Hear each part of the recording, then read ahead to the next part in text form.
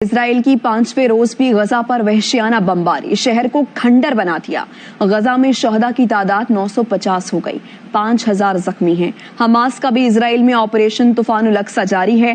حملوں میں 170 اسرائیلی فوجیوں سمیت 1200 اسرائیلی ہلاک ہو گئے۔ اسرائیل کی تازہ کارروائیاں، غزہ، خان یونس اور رفح پر بمباری۔ صہیونی فوج نے 5 دنوں میں 2600 سے زائد حملے کیے۔ شہداء کی تعداد 950 ہو گئی، 5000 زخمی، 260 بچے، 230 خواتین اور 8 صحافی شہداء میں شامل۔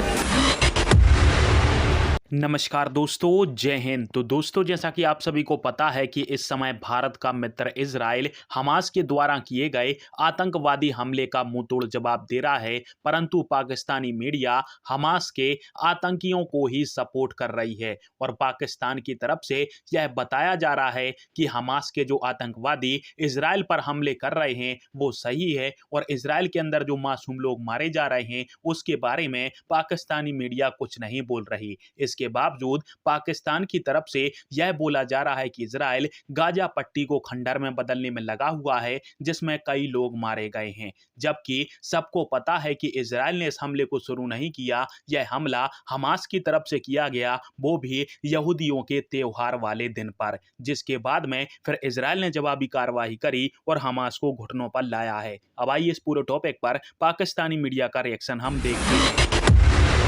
فلسطین پر اسرائیل کے سفاکانہ حملے 5ویں روز بھی جاری ہیں۔ 24 گھنٹے میں غزہ کے رہائشی علاقوں میں 450 سے زائد اہداف کو نشانہ بنایا گیا۔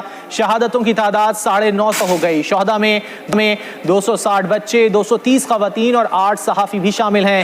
450 سے زائد بچوں اور 20 صحافیوں سمیت 4500 فلسطینی زخمی ہوئے۔ اقوام متحدہ نے حملوں میں 4 امدادی کارکنوں کے مارے جانے کی تصدیق کر دی۔ حکام کے مطابق فلسطین میں اجتماعی قتل عام کے 22 واقعات سامنے آئے۔ غیر انسانی ناکہ بندی سے خوراک اور ادویات کی قلت شدید ہو گئی۔ غزہ کا واحد پاور پلانٹ چند گھنٹے میں بند ہونے کا خدشہ ہے۔ آغاز میں آپ کو بتائیں، اسرائیل کی 5ویں روز بھی غزہ پر وحشیانہ بمباری شہر کو کھنڈر بنا دیا۔ غزہ میں شہداء کی تعداد 950 ہو گئی، 5000 زخمی ہیں۔ حماس کا بھی اسرائیل میں آپریشن طوفان الاقصی جاری ہے۔ حملوں میں 170 اسرائیلی فوجیوں سمیت 1200 اسرائیلی ہلاک ہو گئے۔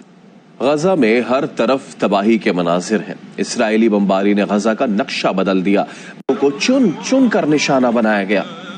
اسرائیلی وزیر دفاع کی دھمکی، کہتے ہیں حماس غزہ میں تبدیلی چاہتی ہے لیکن وہ اتنا پچھتائے گی کہ کبھی غزہ کا رخ تک نہیں کرے گی۔ ہم غزہ کو 180 ڈگری تک تبدیل کر دیں گے۔ غزہ کی سرحد پر موجود ہماری فوج زمینی کارروائی کے لیے تیار ہے۔ غزہ پر اسرائیلی حملوں کے خلاف دنیا بھر میں احتجاجی مظاہروں کا سلسلہ جاری ہے۔ اٹلی، چلی، برازیل، یمن، ترکی، کویت اور بحرین سمیت اردن کے دارالحکومت عمان میں فلسطینیوں کے حق میں بڑی ریلی نکالی گئی۔ مظاہرے میں شامل ہزاروں افراد اسرائیلی جارحیت روکنے کا مطالبہ دہراتے رہے۔ امریکی ریاست نیو یارک میں فلسطینی اور اسرائیلی حمایتی آمنے سامنے آئے۔ ترجمان حماس کی سما سے خصوصی گفتگو ڈاکٹر خالد قدومی کا کہنا ہے کہ اسرائیل کے 600 سے زائد فوجی ہلاک اور 150 کو جنگی قیدی بنایا گیا ہے۔ قیدیوں کے بدلے اپنے اسیران کو رہا کروائیں گے۔ دوسری طرف حماس کے اسرائیلی علاقوں پر راکٹ حملے بھی جاری ہیں۔